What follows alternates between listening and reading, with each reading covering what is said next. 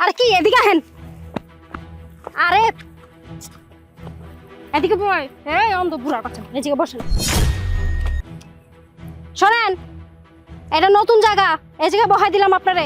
এই জায়গায় আজকে থেকে বইবে ভিক্ষা করবেন। এলাকায় তো আপনার ভিক্ষা করতে পাঠাইতে পারি না, আপনার নাকি শরম করে, সবাই আপনার চিনে, আপনি ভিক্ষা চাইতে পারবেন না। এর লিগে এই জায়গায় না দিছি, ওই পিছনে পিছনে গার্মেন্টস, বুঝছেন?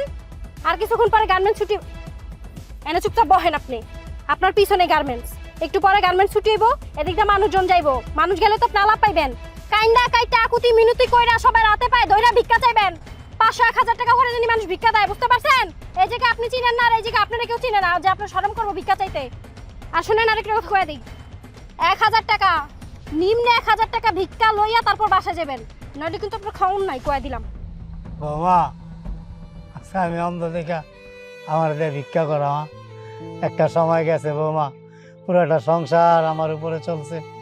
যখন যেটা আবদার করছো তাই দিছি, কোনো শখ তোমার অপূর্ণ রাখছি। আর এখন আমি অসুস্থ হয়ে গেছি, অন্ধ হয়ে গেছি, তাই বলে আমার দিয়ে তুমি ভিক্ষা করাও? এই চুপ করেন তো, আপনার নাকে কান্দা আবার শুরু করে দিছেন। আপনি কোন যুগে কাজ করছেন, সংসার চালাইছেন, এগুলো না বহু আগের যুগের কথা, বুঝছেন? ইতিহাস হয়ে গেছে এখন। ওই বাচ্চা পাচাল পেয়ে এখন লাভ নাই তো, এখন ভিক্ষা করেন, আপনার বসায় বসে কেউ খাওয়াইবো না। আসেন, এই যে আমার যে নাকে কাইন্দা কিন্দা এত কথা কইতাছেন না, আমার লগে না কাইন্দেন, যারা যাইবো হ্যাঁ করে ধইরা কাইন্দেন, তাইলে কয়টা টাকা বেশি পাইবেন। এই যে গামছা বিছাই দিছি, গামছা বিছাই দিছি। এদিকে খানা কোথাকার, যত জ্বালা আমার উপরে। এত মানুষ মরে, আপনি মরে গেল তো বেঁচে যেতাম গা। মরেন না, কান্দর পে বইবা খাইতাছেন, ভিক্ষা করবেন না কি করবেন? হ্যাঁ, আপনার বহায় বহায় খাইবো কেউ? ঠিকই কইছো বাবা, মরে গেলেই ভালো হইতো, তোমার অত্যাচারের থেকে তো বাঁচতাম। বয় থাকেন, ভিক্ষা করেন, আর সন্ধ্যার আগে বাসায় যাইবেন না, কয়ে দিলাম। সন্ধ্যার আগে যদি বাড়ি ফিরেন তাহলে তো বুঝেনি। সকাল থেকে তো কিছু খাইতে হতো না, আমার খিদা লাগছে না। এই এই এমন ভুল করেছেন কেন? হ্যাঁ, রাস্তার ভিতরে আপনি কথা জানেন কথা মারোকে। মারবো না, কি করবো? হ্যাঁ শোনেন, সারাদিন এই জায়গায় বয়ে থাকবেন, এই যে গার্মেন্ট ছুটি হইব, এমনিও মানুষজন, অনেক মানুষজন এই রাস্তা দা চলাফেরা করে, বুঝছেন? সবাই ধরবেন, কান্দাকাটি করবেন, টাকা পয়সা লইবেন। 1000 টাকা জানি একদিনে উঠান আপনি। 1000 টাকার কমে যদি আপনি লইয়া বাসায় যান, খাওন তো পাইবেনই না, মার খাইবেন মনে করেন। মানুষের টাকা না দিলে কি আমি জোর করে লমু? কান্দা কেটে লইবেন। কাইন্দা একটা কথা আপনি কোন জায়গা, তখন আপনি কান্দাকাটি শুরু করে দেন। এখনো কান্দাছেন, কান্দতে পারেন না মানুষের ধরে ধরে? জোর করে নেবেন কেন টাকা? কানবেন, হাতে পায়ে ধরে কানবেন। কইবেন আপনি অসহায়, কেউ দুনিয়ার মধ্যে নাই আপনার বাচ্চা। কইতে পারেন না মানুষে? এমনিতে আমার লগে লেকচার দিতে পারেন ভালো ভালো। আসলে কেউ নাই আমার, আসলে কেউ নাই, মরে গেলে ভালো হইতো। আর শোনেন, একটু পরে গার্মেন্টস ছুটি হইব, এত চিল্লাচিল্লি করতে পারবো না আমি আপনার লগে। এই মানুষের ধরে ধরে কান্দাকাটি করবেন, আর টাকা পয়সা লইবেন, ভিক্ষা লইবেন, বুঝছেন? যত সময় বাসায় গেলাম, সন্ধ্যার আগে বাসায় আইবেন না, কয়ে দিলাম। তাহলে তুমিও বউ আমার লগে।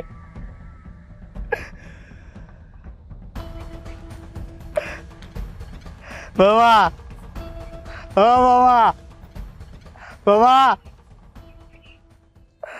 কি অত্যাচারটা করে আমার উপরে। আমি এমনিতে অসুস্থ মানুষ, তারপরে চোখে দেখি না, আমার দিয়ে ভিক্ষা করায়। ও বাবা, ও বাবা, কয়টা টাকা দেন না বাবা, সকাল থেকে না খাওয়া। ও স্যার, স্যার, ও স্যার, আল্লাহর রাস্তায় কিছু দিয়া যান, আমি অন্ধ মানুষ, আল্লাহর রাস্তায় কিছু দিয়া যান। কি ব্যাপার? এটা তোমার বাবার কণ্ঠ? বাবা, বাবা কি হয়েছে তোমার? তুমি এখানে রাস্তায় বসে ভিক্ষা করতেছো কেন? বাবা, কে আপনি? আমি তোমার ছোট ছেলে জিসান, তুমি আমাকে চিনতে পারছো না? আমি কিভাবে চিনবো বাবা, আমি তো অন্ধ। জিসান তুই? কি, তুমি অন্ধ? তুমি কিভাবে অন্ধ হলে? বাবা ওঠো, ওঠো বাবা। কি হয়েছে বাবা, বলো আমাকে।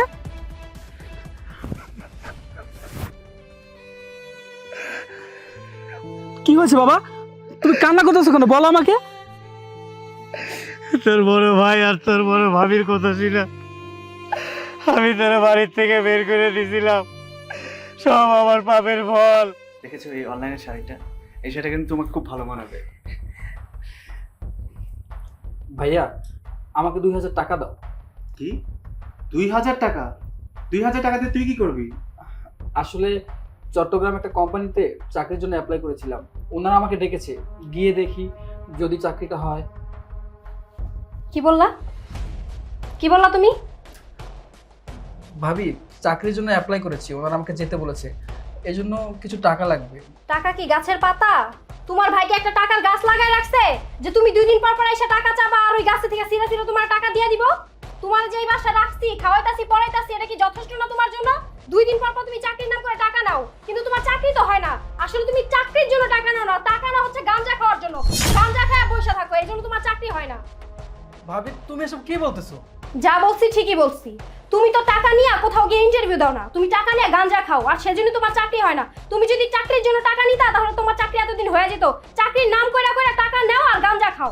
ভাবি, আমি একটা বিষয় লক্ষ্য করেছি, আমি যখনই ভাইয়ের কাছে টাকা চাই তুমি সবসময় আমার সাথে খারাপ ব্যবহার করো। আমি তো ভাইয়ের কাছে টাকা চেয়েছি, তোমার কাছে তো টাকা চাইনি, তাহলে তুমি এরকম করো কেন?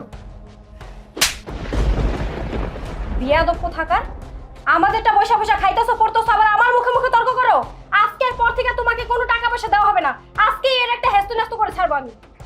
ভাইয়া, ভাবি তোমার সামনে আমার গায়ে হাত তুললো, আর তুমি কিছু বলতেছো না? কি বলবো আমি? কি বলবো? ও যা করেছে একদম ঠিকই করেছে। 2 দিন পর পর চাকরির নাম করে আমার কাছে টাকা নিয়ে করিস কি? তোর তো চাকরি বাকরি কিছু হবে না, বেকার অপদার্থ কোথাকার।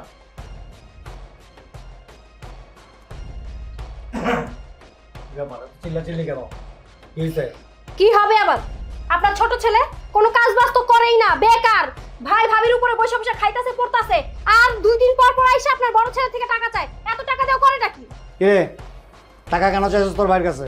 আসলে বাবা, চট্টগ্রাম একটা কোম্পানিতে চাকরির জন্য আমি ইন্টারভিউ দিয়েছিলাম, ওনারাই আমাকে ডেকেছে।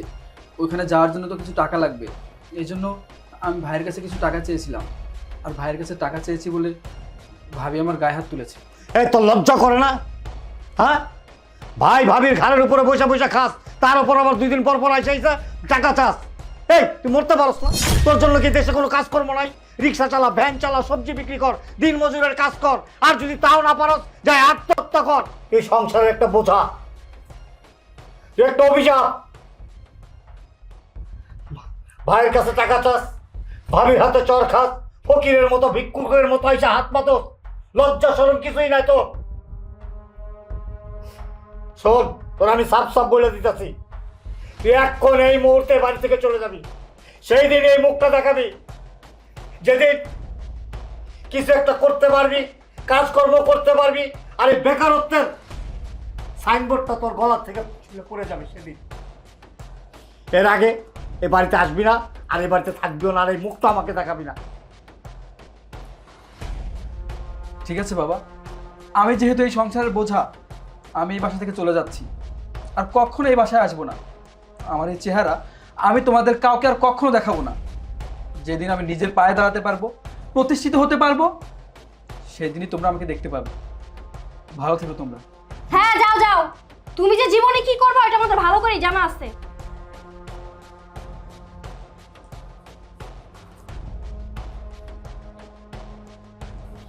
ভালো হইছে, একদম অপরটা বিদায় হইছে। আচ্ছা ঠিক আছে, তুমি মাথা গরম করো না। আমার তো অফিসের সময় হয়ে গেছে, আমি অফিসে যাচ্ছি তাহলে। আচ্ছা ঠিক আছে। বাবা, অতীতে কি হয়েছে না হয়েছে আমি সবকিছু ভুলে গিয়েছি, তুমিও সবকিছু ভুলে যাও। তখন আমি বেকার ছিলাম বলে তোমরা আমাকে বাসা থেকে বের করে দিয়েছো।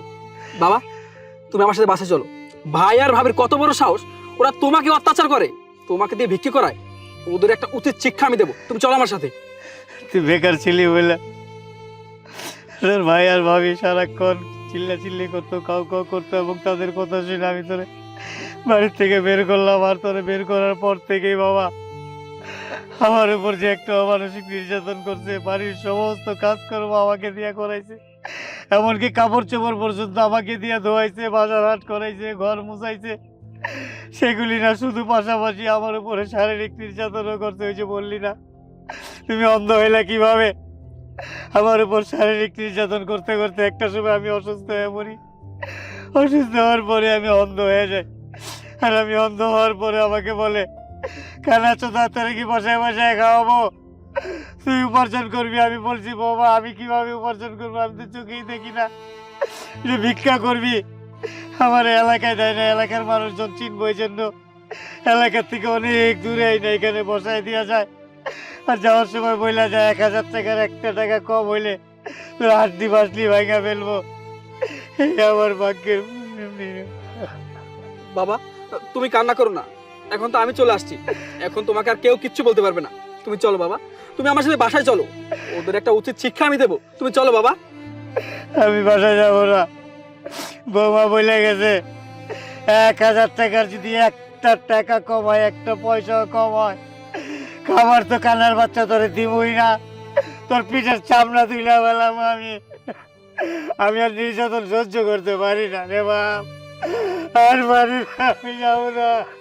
ওদের এত বড় সাহস, ওরা তোমার গায়ে পর্যন্ত হাত তোলে। বাবা তুমি কোনো চিন্তা করো না, তখন আমি বেকার ছিলাম বলে আমি কাউকে কিচ্ছু বলিনি, সবকিছু মুখ বুঝে সহ্য করেছি, কিন্তু এখন আমি আর কিচ্ছু সহ্য করবো না। এখন আমি আর বেকার না, তুমি আমাদের এই সংসারের জন্য অনেক কিছু করেছো, অনেক ত্যাগ স্বীকার করেছো, আমাদের দুই ভাইকে তুমি মানুষ করেছো, আর এখন কি না এই শেষ বয়সে এসে তুমি রাস্তায় রাস্তায় ভিক্ষি করবে, আর সেটা আমাকে দেখতে হবে? আমি সেটা দেখতে পারবো না বাবা, আমি এটা সহ্য করতে পারবো না। তুমি চলো, আজকে বাসায় চলো, ভাই আর ভাবির কাছ থেকে আমি কড়াই গন্ডা হিসাব দেবো, আজকে ওদের একটা উচিত শিক্ষা আমি দেবো। তুমি চলো বাবা, তুমি আমার সাথে চলো, চলো বাবা, চলো। আমার জুতাটা গো বাবা এই যে আমি নিয়েছি সবকিছু, তুমি চলো, এদিকে চলো বাবা, আস্তে চলো, কান্না করো না।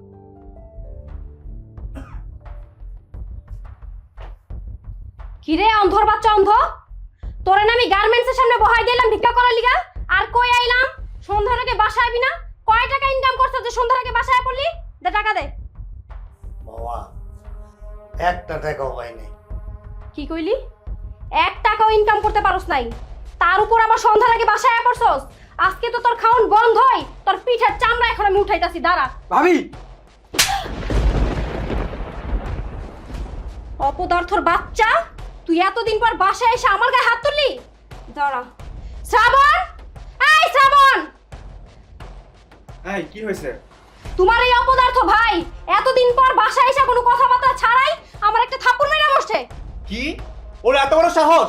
এই তোর এত বড় সাহস, তুই তোর ভাবির গায়ে হাত তুলেছিস, ওকে থাপ্পড় মেরেছিস? কি? তুই আমাকেও থাপ্পড় মারলি? হ্যাঁ তোকে থাপ্পড় মারলাম, তোর বউকেও থাপ্পড় মারলাম, আমার তো ইচ্ছা করতেছে তোদের দুজনকে এখানে জ্যান্ত পুঁতে ফেলি। কি? তোর এত বড় সাহস, তুই আমাদেরকে জ্যান্ত পুঁতে ফেলবি? বাবা তোমার সামনে তোমার এই অপদার্থ বেয়াদব ছেলেটা আমাদেরকে জ্যান্ত পুঁতে ফেলতে চাইছে, আর তুমি কিছু বলছো না? কি আর বলবো, একটা সময় বেকার ছিল, তোর ঘাড়ের উপরে বৈশা খাইছে, এই জন্য তুই তোর বউ সারাদিনই ওরে বকাঝকা করছস, অপমান অপদস্থ করছস। তারপর তো একটা সময় ওর বাড়ি থেকে বের করে দিছি, এখন তো তোরটাও খায় না, তোর বোরটাও খায় না, আর তোর ঘাড়ের উপরও থাকে না। এখন আর আমি কি বলবো? বাবা আমাকে কি বলবে তার আগে তুই বল, বাবা কিভাবে অন্ধ হলো? বাবাকে দিয়ে তুই আর তোর বউ কেন ভিক্ষে করাস? তা না হলে তোকে আর তোর বউকে মেরে ওদের পিঠের চামড়া তুলে ফেলবো। ওর এত বড় স্পর্ধা, ও আমাদের পিঠের চামড়া তুলে ফেলবে, আর তুমি এগুলো শুনতেছো দাঁড়ায় দাঁড়ায়? তুমি দাঁড়াইছো কেন? ওকে মাইরেই বাসা থেকে বের করে দাও। কি? যত বড় মুখ নয় তত বড় কথা, আমি তোর বড় ভাই, তুই আমার পিঠের চামড়া তুলে ফেলবি? বেয়াদব! তার আগে তুই আমাকে বল বাবা কিভাবে অন্ধ হলো, তা না হলে তোর এই হাত আমি ভেঙে গুঁড়ো গুঁড়ো করে ফেলবো। তোমার বাবা এমনি অন্ধ হয়ে গেছে? না, আমার বাবা এমনি এমনি অন্ধ হয় নাই, আমার বাবা তো আগে অন্ধ ছিল না। আমি এই বাসা থেকে যাওয়ার পরে তোরা আমার বাবাকে অত্যাচার করেছিস, তোদের অত্যাচারে আমার বাবা অন্ধ হয়ে গেছে, আর এখন তোরা আমার বাবাকে দিয়ে ভিক্ষি করাস। আরে না না, আমরা কেন বাবাকে দিয়ে ভিক্ষা করাবো? আমরা বাবাকে দিয়ে ভিক্ষা করাই না, বাবারই তো ভিক্ষা করার স্বভাব। বাবাকে অনেকবার নিষেধ করেছি কিন্তু কথা শুনেনি, ভিক্ষা করতে বাইরে চলে যায়। এ চুপ কর, তুই আর একটা মিথ্যে কথাও বলবি না। তোর বউ বাবাকে দিয়ে আসে রাস্তা ভিক্ষি করার জন্য, আর বলে কিনা প্রতিদিন 1000 টাকা করে নিয়ে আসতে। বাবা যদি 1000 টাকা করে না আনতে পারে তাহলে নাকি বাবার ভাত বন্ধ, বাবার পিঠের চামড়া তুলে ফেলবে। তোরা বাবার পিঠের চামড়া কিভাবে তুলবি? আমি আসছি তোদের পিঠের চামড়া তোলার জন্য। আরে তুই কেমন সন্তান, হ্যাঁ তুই কেমন সন্তান যে থাকতে কিনা বাবা রাস্তা রাস্তা ভিক্ষি করে? বাবা আমাদের জন্য কি করেনি? ছোটবেলায় মা মারা যাওয়ার পরে বাবা আমাদের দুই ভাইয়ের কথা চিন্তা করে বিয়ে পর্যন্ত করেনি। যদি সংসারে কোনো অশান্তি হয়, আমাদের দুই ভাইয়ের যদি কোনো অসুবিধা হয়, আমরা যদি বাবার ভালোবাসা থেকে বঞ্চিত হই, এই জন্য বাবা বিয়ে পর্যন্ত করেনি। আমাদের দুই ভাইয়ের জন্য বাবা তার সমস্ত সুখ শান্তি সবকিছু বিসর্জন দিয়েছে। আমাদের দুই ভাইকে মানুষ করার জন্য বাবা রাস্তা রাস্তায় কাজ করেছে, মানুষের বাসায় কাজ করেছে। এমন কোনো কাজ নেই যেটা বাবা করেনি। আর তুই কিনা সেই বাবাকে দিয়ে ভিক্ষি করাস, সেই প্রতিদান তুই এইভাবে দিবি? আরে তুই কেমন সন্তান? তোর মতো কুলাঙ্গার সন্তান থাকার চেয়ে না থাকা অনেক ভালো।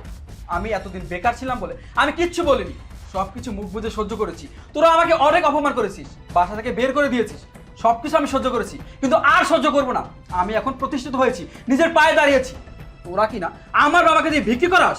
হ্যাঁ, আমরাই তোমার বাবার দা ভিক্ষা করাই। ভিক্ষা করাবো না তো কি বসায় বসায় খাওয়াবো নাকি? তোমার যদি তোমার বাবার জন্য এতই মায়া লাগে, এতই দরদ থাকে, তাহলে তোমার সাথে নিয়ে যাও। বাবাকে নিয়ে আমি কোথায় যাব? তোরা ভুলে যাস না এই বাড়িটা কিন্তু এখনো বাবার। ঠিকই বলছে, ও বেকার ছিল বলে ওর উপরে তুই তোর বউ অনেক অত্যাচার করছো, সাথে আমি তোদের সাথে তাল মিলায় আমি ওর অনেক বকাঝকা করছি, অনেক অপমান অপদস্থ করছি, কিন্তু আর না, আর সহ্য করতে পারতাছি না। যাইতে যদি হয় এই বাড়ি ছেড়ে তুই আর তোর বউ চলে যা, আমি আমার ছোট ছেলেকে নিয়ে এখানে থাকবো। বাবা, তুমি এসব কি বলছো? তুমি এই বাড়ি থেকে আমাদেরকে চলে যেতে বলছো? আমরা যদি চলে যাই তাহলে কোথায় গিয়ে থাকবো? কোথায় থাকবি সেটা আমার দেখার বিষয় না। তুই তো একটা চাকরি বাকরি করিস, কিন্তু আমার এই ছেলে তো বেকার ছিল। ওরা যখন এই বাড়ি থেকে বের করে দিছিলি, একটা বার ভাবছিলি যে কোথায় থাকবে, কি খাবে, কি করবে? আর তোর মতো ছেলে থাকতে আমাকে ভিক্ষা করতে হয়, তোর বউয়ের অত্যাচার সহ্য করতে হয়, এমনও দিন যে আমি না খেয়ে দিন কাটাই। এমন ছেলে থাকার চাইতে আমি নিঃসন্তান থাকতাম তাও ভালো ছিল। আমি ভাববো আমার একটাই ছেলে, আমার দুইটা ছেলে না, আমার একটা ছেলে, এই ছেলেকে নিয়ে আমি বাকি জীবনটা কাটাই দিব। এখনো সময় আছে, আমি চাই না যে তোদেরকে ঘাড় ধাক্কা দিয়ে বাড়ি থেকে বের করি। সসম্মানে তুই তোর বউকে নিয়ে এখান থেকে বের হয়ে যা। না বাবা, আমরা এই বাড়ি থেকে বেরিয়ে যাব না। এই বাড়িতে আমারও ভাগ আছে, আমি কখনো এই বাড়ি থেকে বেরিয়ে যাব না। তোর কোনো ভাগ নাই, এ বাড়ির মালিক আমি। আমি যদি চাই তোকে দেবো, আর যদি না চাই দেবো না, কারো কিছু করার নাই। আর আমি বলতেছি তোদেরকে, তুই তোর বউকে নিয়ে এক্ষণ এই মুহূর্তে বের হবি। না বাবা, আমিও তোমাকে বলে দিচ্ছি, এই বাড়ি থেকে আমি বেরিয়ে যাব না।